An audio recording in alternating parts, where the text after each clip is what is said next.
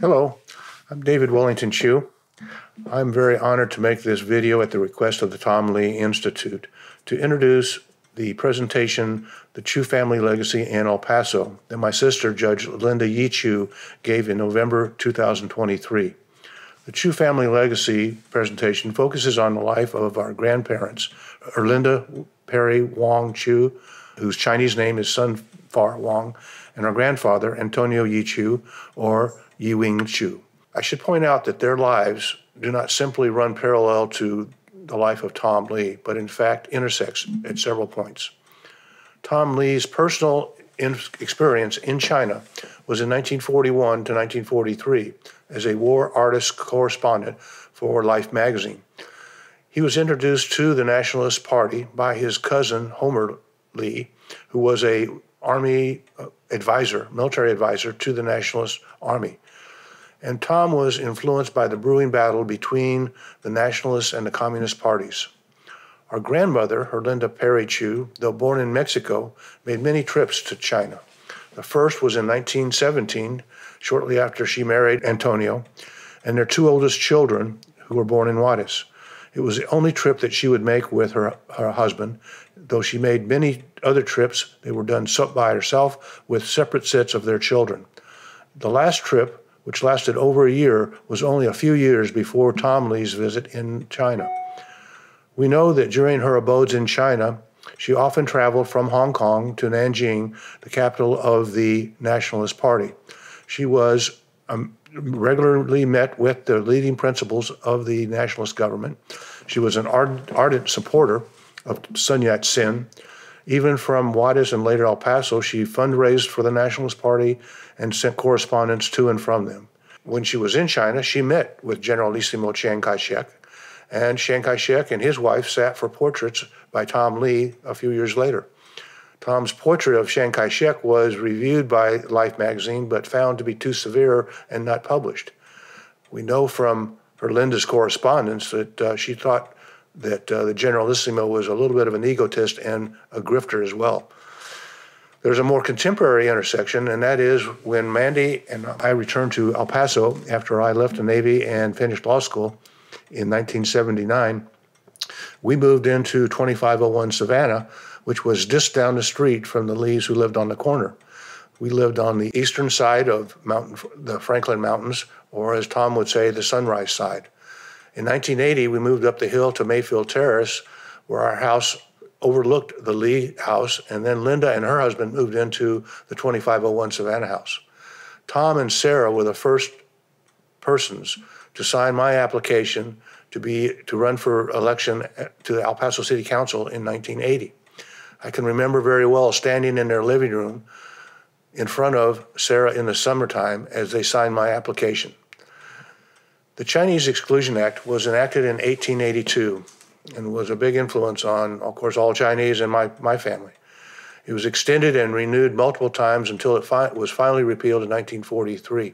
Even though long repealed, Chapter 7 of Title 8 of the United States Code, which is the Immigration and Nationality Act, is titled Exclusion of Chinese.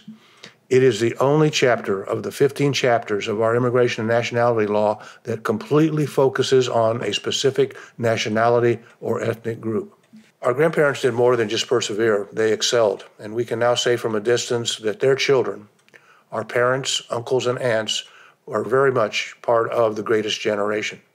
The number one daughter, Josephine, even though she couldn't become a lawyer because she was not a citizen of the United States and could not be a citizen because she was Chinese, she finished 2 years at UT Law School. She had to leave in 1939 after the death of our grandparents and to take over the business and to take care of her siblings, the youngest being just 8 years old.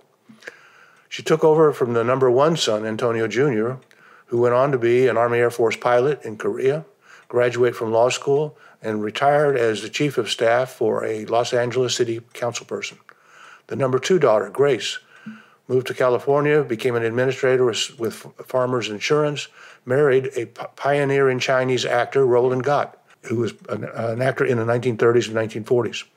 For the second son, number two son, Wellington Yi Chu, our father, was a junior at Texas A&M in the Corps of Cadets when World War II began. But because he was Chinese and not ineligible to become a naturalized citizen at that time, unless he could not be commissioned as an officer in the Army on graduation, he was drafted. But after he finished infantry replacement school, he was naturalized in Oklahoma City and then sent overseas. He was likely one of the very first Chinese Americans to be naturalized, even before the repeal of the Chinese Exclusion Act.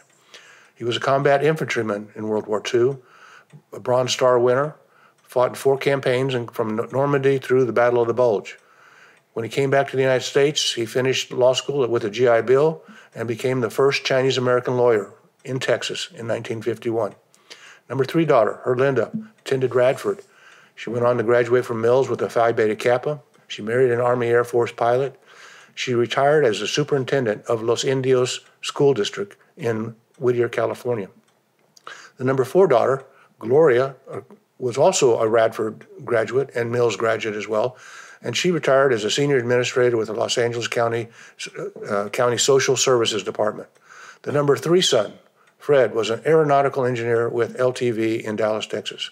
And the last child, number 4, was Carlos, or Gunch, and he was a Navy veteran and a very fine artist.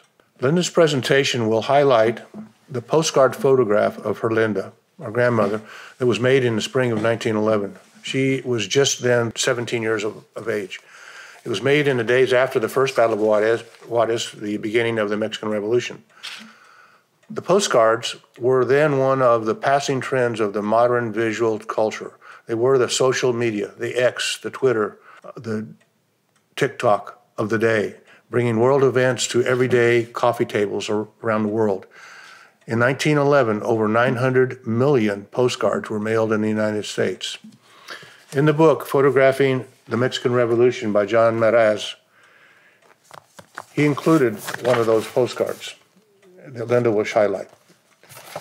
And he wrote, quote, "The portraits of Herlinda Perry, made by the Gutierrez Agency, not only evidence the postcard style, but also provide enticing leads over a fascinating case still to be investigated.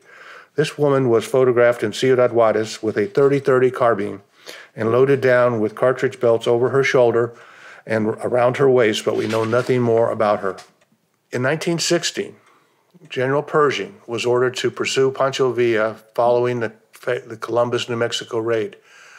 This was one of the first American expeditionary forces, and they had almost no experience with the logistics required to support the invasion. And they substantially relied on over 500 Chinese merchants and laborers to provide them with the commissary goods and services that were, in many cases, wholesale to them by Luck and Chu, our grandfather's business, the La Garantia in Ciudad Juarez. Pershing never caught Pancho Villa, and the forces withdrew from Mexico in 1917. Though General Pershing recognized the enmity of Pancho Villa towards Chinese, and so he brought with him over 524 Chinese who had helped them. And notwithstanding the Chinese Exclusion Act, they brought him into Columbus, New Mexico, to the consternation of the immigration services at El Paso, who wanted to have them detained there and deported. I think the 1917 trip to China by Herlinda and Antonio was triggered by Pershing's departure from Mexico with the Pershing Chinese. But we do know that they came back to Juarez 15 months later, and with the Mexican Revolution still going on. Herlinda must have told her children that she was the descendant of an Aztec princess. The aunts believed this. They told us she did. And we grew up believing, until most of us realized that the passage of over 500 years from the end of the Aztec Empire until Herlinda's birth in Guadalajara, Mexico in 1894 probably made that assumption a bit scarce, a bit of a stretch. But we do know that her mother was an indigenous Mexican Indian, married to a Chinese named Carlos Perry. While Linda and I never had Herlinda in our lives, we know her through news accounts and her own writings, that while she may not have been of blood royalty, she certainly acted like she was. She was described in the El Paso Morning Times article in 1990 as, quote, "Versatile is a weak word for describing the accomplishments of Mrs. Chu. And though she disclaims all title to the leadership of the Chinese colony in Ciudad Juarez, All the immigration and others declare that as far as they can observe, she is also a real leader. There's also another story that she told her children, and they told us, and I used to think that this was another Aztec story, but I only recently found out that it was in fact true. In 1919, before the beginning of the third battle of Juarez, Herlinda was forewarned of the start of the battle. And quoting from the El Paso Times, June 20, 1919, newspaper, headline, Queen of Chinese refugee boss supervises flight from Juarez. Quote, a Chinese woman known on this side of the line as Herlinda is a queen so far as the Chinese population of Juarez is concerned. Before the battle opened, she asked the U.S. immigration officials if the Chinese could move over here, and when she was told they could, she made all the arrangements. At the first indication of battle, she rounded up 150 of her race, including several women, at the south end of the Santa Fe Bridge, and soon had them in immigration detention station. The following afternoon, she supervised the passage of 100 more Chinese to this side. Because of the Chinese Exclusion Act, our grandparents' immigration into the United States in 1922 as merchants had to take place in Calexico, California. So Antonio and Herlinda and their 4 Mexican-born children, including our 1-year-old father, were given permission to take a Southern Pacific train under bond, a $500 bond, to Calexico, California, where they crossed into Mexico and immediately re-entered into the United States for their interviews and admission as legal residents. But they were still ineligible to become naturalized United States citizens. Herlinda died of tuberculosis in 1939. She died alone in a sanitarium in Portland, near Portland, Oregon. She was 45 years old. Our Aunt Josephine and our grandfather were on a train to Portland to see her when she died. They brought her body back to El Paso. About a month later, Antonio died. He was 50 years old. They are both buried in Northeast El Paso at Rest Lawn Cemetery. I thank the Tom Lee Institute for the honor and opportunity to tell a few stories, true stories, about Herlinda and Antonio as an introduction to my sister's presentation. Thank you so much. Our paternal grandmother, so that's my great-grandmother who's sitting in the center. To her left is Herlinda Perry Chu, or her Chinese name, Sun Far Wong. She was born in Guadalajara, Jalisco, Mexico, on or about March 26th of 1894. Now, her Chinese father, whose Chinese name was Wong, he was an early Chinese immigrant to Mexico, and he took on the adopted name of his sponsor, a Baptist missionary, Charles Valentin Perry. And hence you see often when they speak of Herlinda Perry Chu. Her mother, Francisca Vasquez, was an indigenous Indian from southern Mexico who died soon after Herlinda's birth. My aunties always used to say that she probably, and you know how aunties are, they can embellish a little bit, that she was probably an Aztec princess, and there's a little bit of embellishment, but we rode with it. We said, yeah. Herlinda, and this is just sort of an illustration that shows how the Chinese immigrated to two different areas and then traveled up to America. In the 1800s, many landed in Cuba and then moved up, and those folks were where the name coolie came, because they really were like indentured servants and had very harsh living conditions. Herlinda told her children that she had received the usual formal education afforded to girls at that time. Schooling through the 6th grade in a convent where she was taught embroidery, sewing, and other household arts. In a newspaper article, interview of Herlinda, she described the convent as a Methodist Episcopal school in Guadalajara. But because Herlinda's father was a successful businessman, Herlinda also had the opportunity and to meet many Europeans. And so she learned to speak English at an early age and became fluent not only in English, but in Chinese and Spanish. Herlinda, we think, moved to Ciudad Juarez with her father and his next wife, could have been the second or third wife, we're not really clear on that, for business that involved El Paso businessmen who we all may remember, Herbert Schwartz, and of the Popular Dry Goods, and also the well-known historian, another one who you all might remember, Cleofas Caballero. She became friends with them, and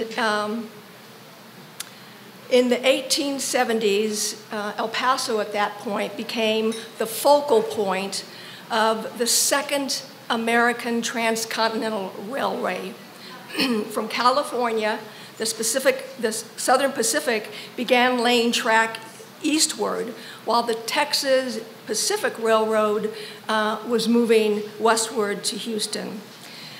By the time of the Southern Pacific, that it arrived in El Paso in 1881, El Paso was a village of about 750 citizens and was dominated by Ciudad Juarez, whose population at that time was around 5,000 inhabitants. And this photo shows what that El Paso looked like with that railroad. The railroads arrived in El Paso and they brought hundreds of Chinese laborers, as they were called, coolies, and a large number of them settled in El Paso, at least at that time. And that formed the beginning of a very substantial Chinese community, a Chinese colony. And at its height, that El Paso Chinese colony numbered over 500.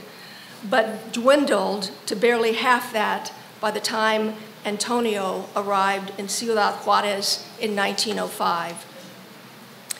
But soon after the completion of the transcontinental railways, there began to be some real resentment about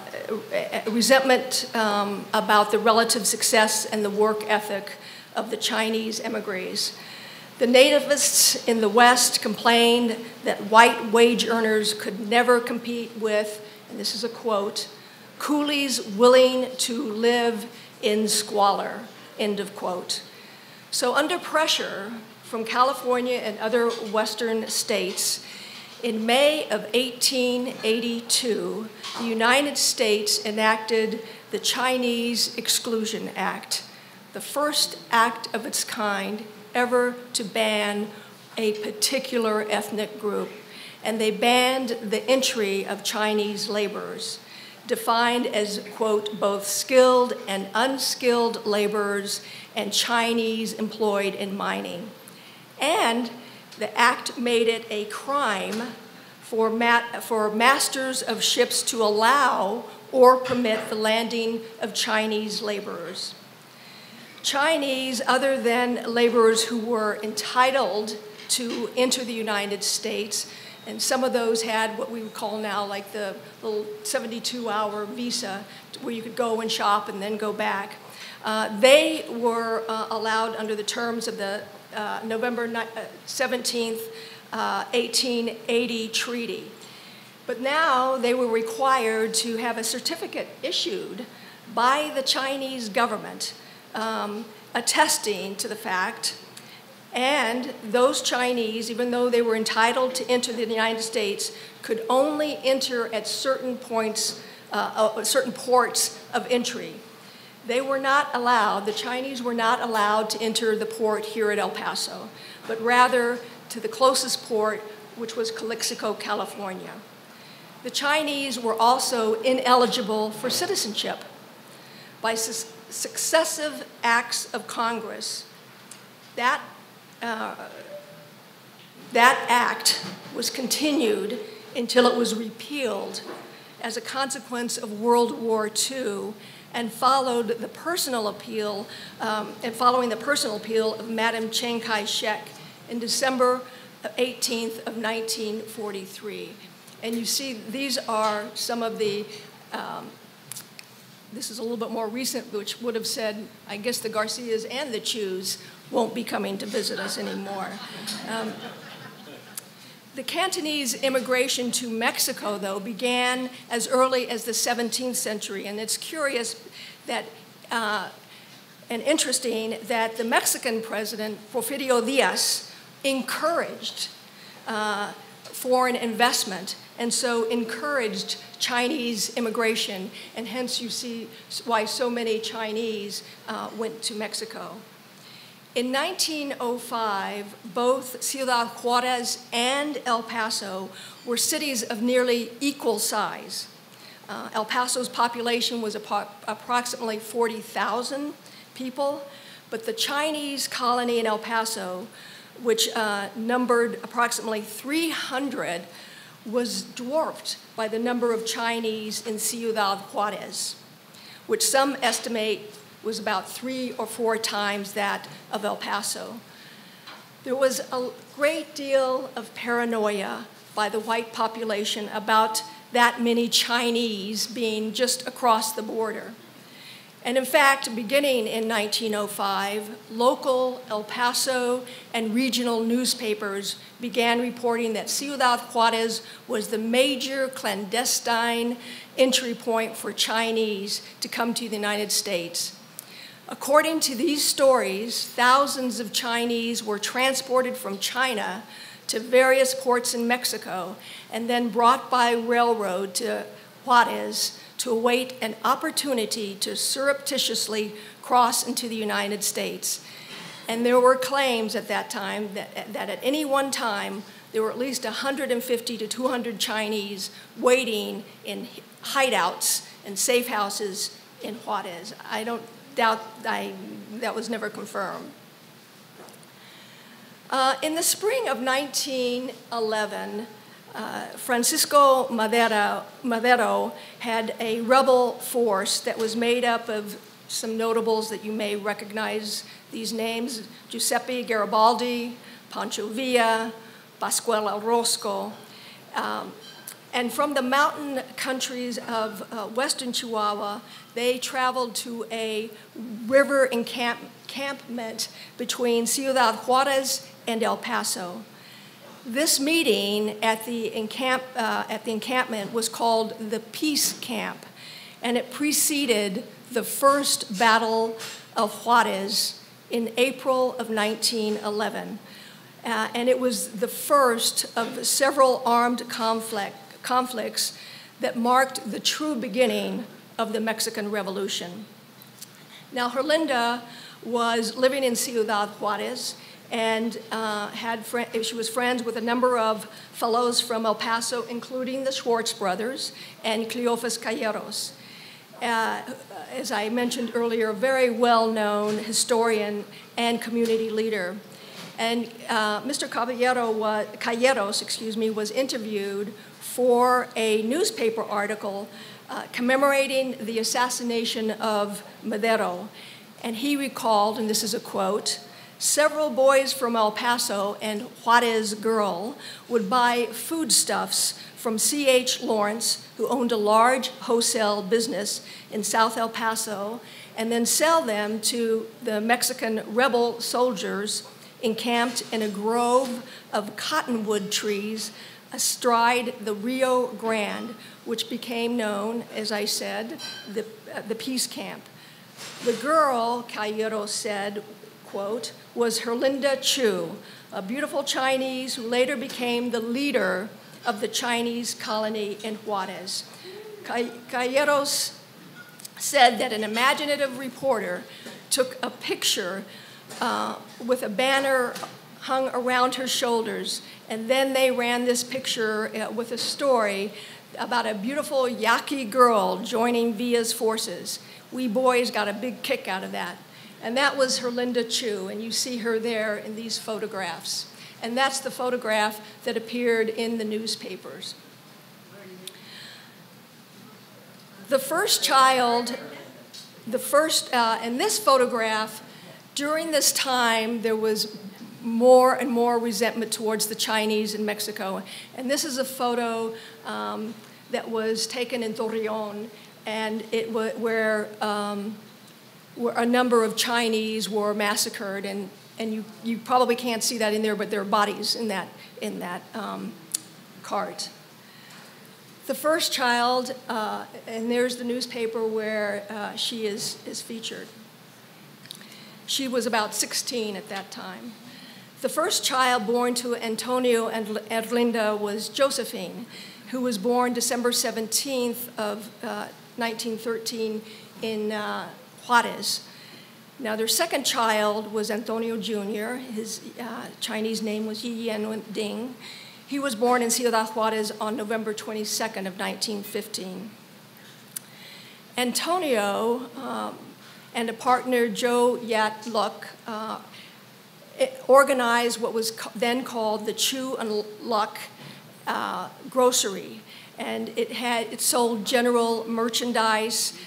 It was at the corner of, and I'll talk a little bit more about that later, but it was at the corner of 16th of September and Urgate in Central Juarez. And they started that in 1914. In March of, this is the wedding license for Antonio and Herlinda. Now, in March of 1916, Pancho Villa's forces invaded the U.S. at Columbus. And in a quick response, you historians will remember that John Pershing was ordered to capture Villa. And only days later, the Pershing punitive expedition entered into Mexico, chasing after Villa. Pershing's force was over 1,000 soldiers, and they lacked any kind of logistical support, and Mexico refused, not surprisingly, to support the incursion. So the Chinese and some Mexican merchants provided that logistical support. In addition to cooking and washing services, they provided what might be called the first mobile army exchange. Throughout the expedition, the Chinese provided important what are called comfort supplies, which included soap, towels, tobacco, matches, candy, donuts, and fruit. And one of the biggest and then unrecognized vital services was potable water. The Chinese recognized the importance of drinking boiled water and using boiled water for coffee and for other drinks. So army canteens were filled with boiled water, and this protected those troops from dysentery and other diseases easily acquired from drinking untreated water from streams and rivers. This is a photograph of that encampment, and what you can see on the far left-hand side are these sort of little shacks made out of twigs almost. Each one of those is a little shop, and that's where the soldiers would go in and get their comfort goods. Chu and Luk were key wholesalers to the Chinese who provided the groceries and general merchandise to the Persian forces. And at the conclusion of the expedition, over 500 Chinese and Mexican supporters of the Persian forces returned with Pershing in February of 1917, and they were relocated to San Antonio. Now, the Chus left Juarez for China about that same time and stayed away for over 15 months. There are some questions as to why or what motivated their trip to China. They took a boat to China. This is the manifest where their names are listed. So there's Antonio, Herlinda, and the two oldest, Antonio and Josephine. They left on April 10th of 1918, and they arrived in Hong Kong on May 10th of 1918. That may have been where the term slow boat to China came from, because that was a long trip. And so there's some question about what was their motivation. There is some speculation that it was the sojourners' obligation to return to China, that the motivation was the Mexican Revolution, or that the motivation was the Chinese Revolution. There is little doubt that Antonio was a sojourner when he left China. And as one of the males of the family, he was probably required to depart in order to support the family. This slide I'm going to refer to later, and I'll tell you a story about that when the headline is Queen of Chinese Refugee Boss Supervises Flight from Juarez. My grandmother was that Chinese boss, that queen, and it was only referred to as Erlinda, and I'll tell you that story a little bit later. But we do know that in a traditional family, Chinese family structure, the parents dominated the lives of their children, even their adult children. And village families emphasized the joint rather than the nuclear unit, and expected the married sons to bring home their wives to the family. This subordinate position bound both the husband and the wife to the village. So ordinarily, the first obligation of the sojourner's wife was to remain in the home of her parents-in-law, where she assumed very specific duties under the authority of her husband's mother. Indeed, it was often often common for families to insist that the sojourner married before his departure as a means of tying him to the village. But sometimes, because of economic pressures, those economic pressures dictated that such a marriage be postponed. And because, you know, when you're in sort of financial straits, if you have a family with too many daughters-in-law and too few resources, and with each daughter-in-law trying to protect the husband's their interest in the village, it put great pressure on the parents. So it was the sojourner's obligation to return home periodically to support their families with regular financial remittances. And at every opportunity, the sojourner's family would create institutions that would bind the sojourner to the village.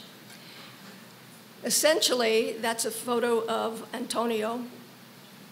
Essentially, the sojourner's wife was virtually a slave to her husband's mother.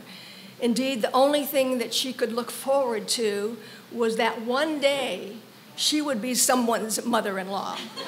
And we know that through preserved letters that Herlinda did not accept that position. She was not going to accept that norm.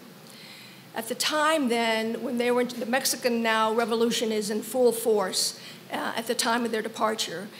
And indeed, Antonio reported years later that the revolution had caused his business to lose money. He had suffered some serious business losses. Moreover, Pancho Villa's forces had become increasingly violent and deadly towards the Chinese living in Mexico, and many fled from the interior to Juarez. Undoubtedly, we believe this may have played some part in the family's decision to return to China. But there is a significant factor which may have particularly influenced Herlinda, and my brother believes that that was the Chinese Revolution. As you will see, Herlinda was very intent on having a role in the Chinese Revolution. And it's not a great leap to believe that her willingness to join her husband's return to his family, to his family's village, was linked to the Chinese Revolution. At the time, Antonio, Herlinda, and Josephine and their two oldest children arrived in China. The Manchu dynasty had ended after 268 years of rule and had surrendered power to the Republican Party, which had been briefly headed by Dr. Sun Yat-sen, whose protege was General Chiang Kai-shek. And by all family accounts, as soon as they arrived in the family village, all of the money they had brought with them was confiscated by the mother-in-law.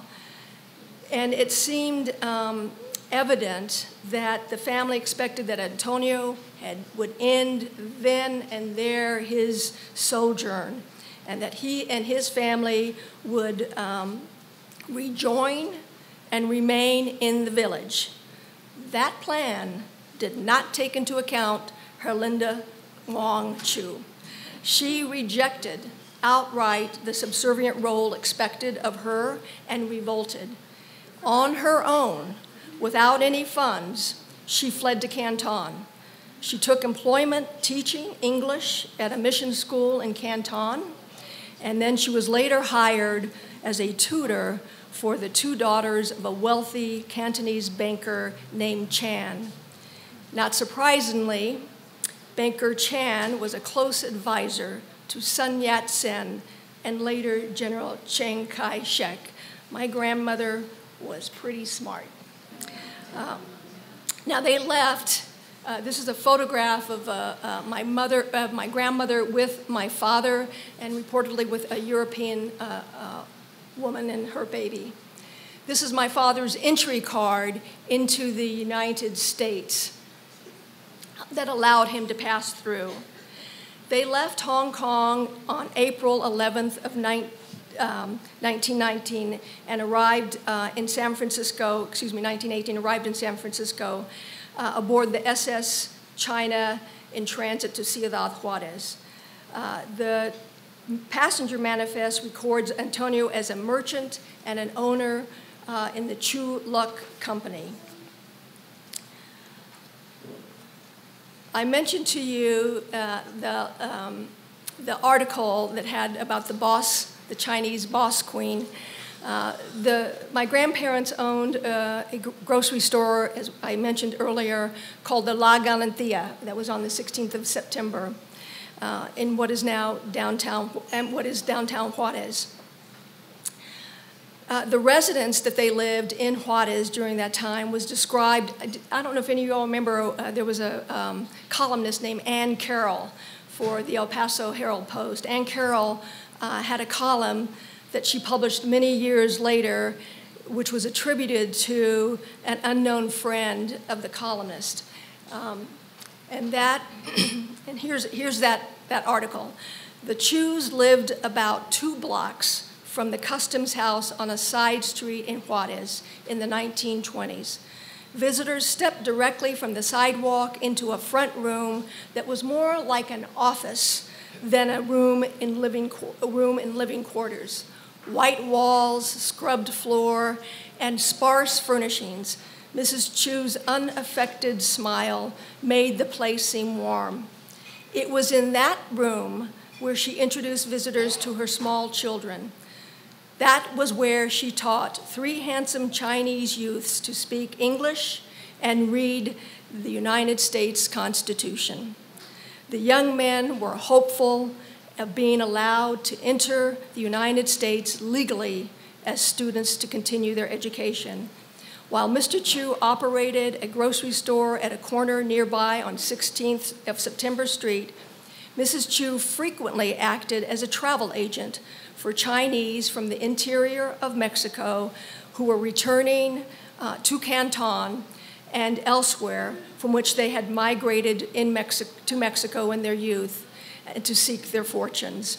And in that capacity, Mrs. Chu made arrangements with the U.S. immigration and customs officials for the Chinese to travel through the U.S. to San Francisco, where they boarded ships for China. She purchased railroad and steamship tickets from J.E. Monroe, Southern Pacific and Steamship Company agent here in El Paso. That relationship that she developed with those immigration officials would pay off later in other different circumstances. When they returned from their trip to China, their third child, Grace Yi Chu, was born in Ciudad Juarez on December 5th of 1918. You remember the article I told you about the Boss Queen.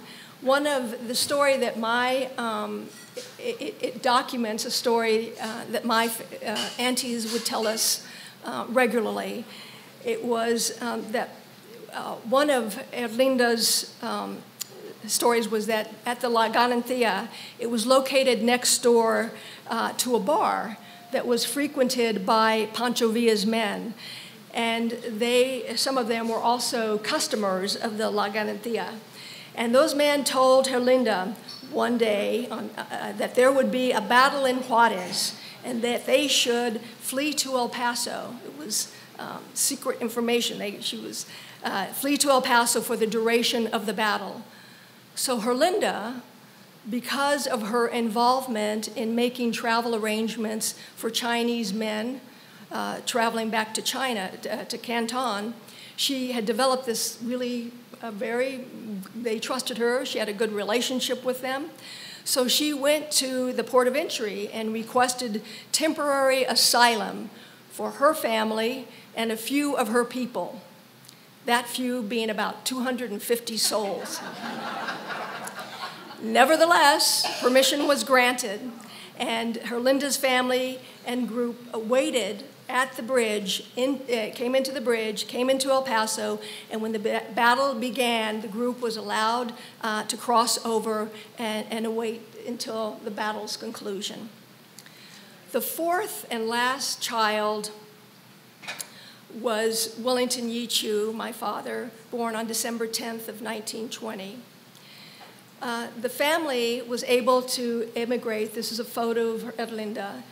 The family was able to immigrate to the United States by way of Calixico, California, because they couldn't enter through the United States, through the port of entry in El Paso.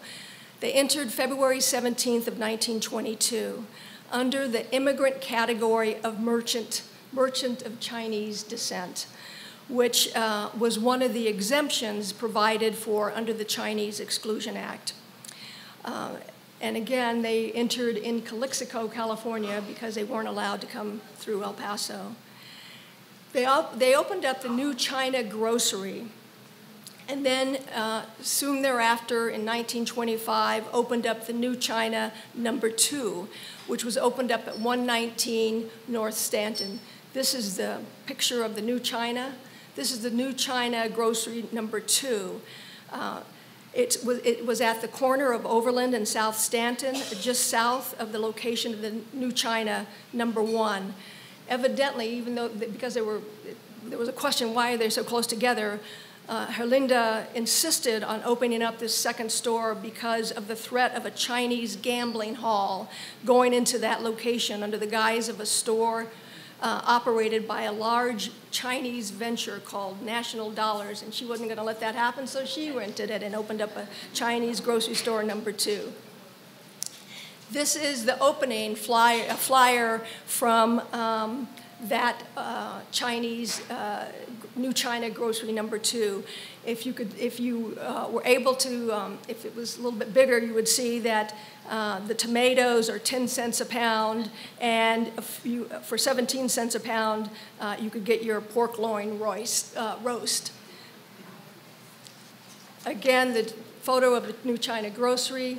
There's a picture of this is my Antonio and Herlinda at the grocery store.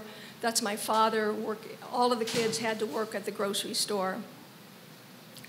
At that time, they were living at 501 River Street, and their color was recorded as yellow. During those periods when Herlinda was in El Paso, she would, this is the photograph of what the building looks like now. Oops, sorry. During those periods when Herlinda was in El Paso, she would serve as a Chinese translator for the Immigration Service. So Angel Island opened up in 1910, and the admission of Chinese required a lengthy interrogation. Now, the transcripts of those interrogations were sent to immigration offices closest to whoever the sponsoring family. And Herlinda translated during those interviews. There was a woman named Alicia Leash Lombard who began her career with the Immigration Service in the mid-1930s. And during that time, she worked for Special Inspector Henry Blackwell, and she remembers Herlinda doing simultaneous translation for the sponsoring families, because they compared the answers to the transcripts from their Angel Island interview.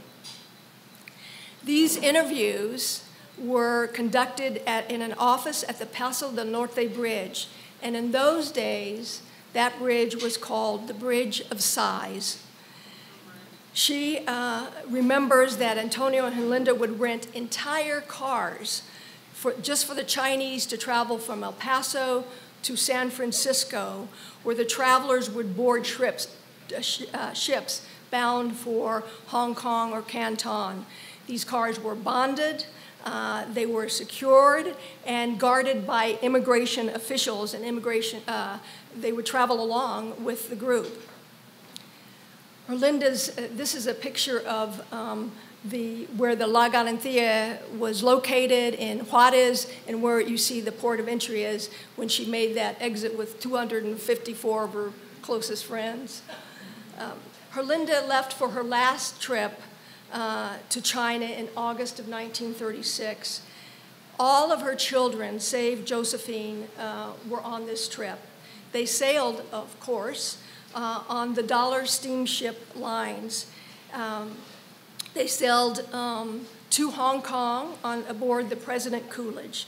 This is a photograph of them on that journey at the dining area. My father is in the forefront, and over to his side would be Auntie Tampa, Auntie Grace, and you see Herlinda and Antonio. We're not sure who the other individual is. Yeah. The family was only going to remain in China until June of 1937, but the re-entry permits were extended, and they were set to expire February 20th of 1938. They returned to the United States aboard another dollar steamship, and that was called the President McKinley. This is a picture of my father with his mother in front of Lingnam University. He went to, they were there for long enough for him to be enrolled in school, and both of these photographs are in front of one of the buildings at Lingnam University. They traveled tourist class on that trip back. This is the last known photograph of Herlinda. She died on August 1 of 1939 of tuberculosis. To avoid, we believe, the embarrassment of being diagnosed with tuberculosis, she, approximately 1 month before her death, took a train by herself to Portland, Oregon, where she checked herself into a sanitarium for tuberculosis. Antonio, her husband, and her eldest daughter, Josephine, were en route to see her when she died. Her body was returned to El Paso on the following Saturday on the Southern Pacific Railroad. The Herald-Post eulogized her in an editorial that was entitled, "An Outstanding Woman," and this is what it said. El Paso has lost a citizen with vision in the death of Mrs. Herlinda Chu, wife of Antonio Chu. A leader in the Chinese colony here, Mrs. Chu knew no racial lines in her breadth of outlook and her constant work for mutual understanding between the Mexican, Chinese, and American people. She did a large amount of charity work quietly, She was a student of international affairs and had an understanding of the problems of the Orient unsurpassed here. Officials in close touch with Chinese affairs and scholars frequently visited the Chu family and conferred with Mrs. Chu. She was a brilliant businesswoman and a mother with a human understanding that endeared her to many persons. She was buried in West Lawn Cemetery in Northeast El Paso. In August, shortly thereafter of 1939, that same year, that same month, Antonio became increasingly ill, and he died early in the morning of September 7th of 1939 at Southwestern General Hospital, less than a mile from the family home. So 8 children were left as orphans, and they all bonded together, worked the grocery store, continued to work. The 4 oldest worked at the grocery store and made sure that the 4 youngest continued at school. This is my father's naturalization certificate, and it was given to him in October of 1943. Now, the Chinese Exclusion Act was not repealed until December of 1943, and so the conclusion is, and some historians have said that he was probably one of the first Chinese to actually receive citizenship, because remember, until the repeal, the Chinese could not become United States citizens. And we believe that may have been because my father, it was given to him just as he was finishing up his last campaign. He served 5 campaigns fought in 5 campaigns in World War II, the last one, the Battle of the Bulge. So suffice it to say that immigration is never an easy issue. It is torturous for many of our families, and certainly has not gotten much easier. The Chu family was was dispersed following World War II. Most of my relatives moved to California. Just my father and one other uncle stayed here in Texas. But it's safe to say, I think, that El Paso's early embrace of civil rights, ahead of the rest of Texas, by the way, does say much about our community's diversity, which owes much, really much, to the presence of Fort Bliss and the diversity of the military. I want to thank the Tom Lee Institute for a very generous description of our family by calling us very prominent members of the community. But in reality, we are members of a prominent community and an extraordinary community that is in El Paso. I will tell you that of the 4 siblings of Wellington Chu and Patricia Mary Howe, 3 of us became judges. As you know, my brother became he was a naval graduate and Chief Justice of the 8th Court of Appeals. I'm going to be retiring soon from the State District Court, the 327th. My sister is a probate court judge. And my youngest brother is the Chief Technical Officer, the only one who didn't become a lawyer, Chief Technical Officer for the Georgia MLS. Thank you all so much for being here and for listening to me. I'm really honored, and thank you. Thank you.